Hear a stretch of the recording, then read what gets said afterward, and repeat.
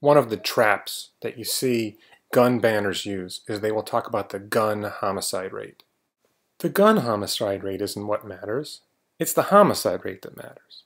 If we only talk about the gun homicide rate, that's because you want to talk about guns instead of talking about homicide.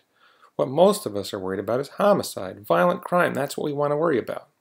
And a great example of this is we could talk about the gun suicide rate. Japan has almost no guns and has a very low gun suicide rate. But Japan's suicide rate is double our suicide rate. So obviously the problem of suicide in Japan is not a gun problem, it's a suicide problem. So what is the homicide problem in the United States? Now it may be a small world, but it's a big country. And it turns out in the United States, the homicide rate is very different in different parts of the country. New Hampshire, Vermont have very low homicide rates compared to the rest of the country. In fact, New Hampshire and Vermont have homicide rates similar to Europe, lower than places like Belgium and Greece. While the District of Columbia and Puerto Rico have astonishingly high homicide rates. Now you must think, if you believe that guns are the problem, that Puerto Rico and Washington, D.C. have loose gun laws and New Hampshire and Vermont have strict gun laws, but it's quite the opposite.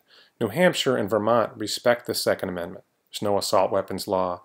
People can carry concealed. Very, very limited, almost no gun laws restricting people in those states, and yet they have low homicide rates, while Puerto Rico and the District of Columbia have high homicide rates.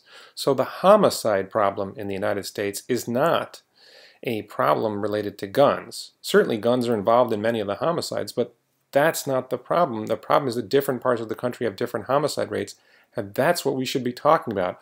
Why are there so many murders in Puerto Rico? Why are there so many murders in Washington, D.C.? Why are there so many murders in Chicago? These are questions we should be asking. And why aren't there? Why don't we see the same problems in New Hampshire and Vermont and Iowa and Hawaii and Minnesota and Utah? What are the differences between these places? That would be a meaningful conversation. But if you only talk about the gun homicide rate, you're focusing on guns deliberately and you're avoiding the homicide problem.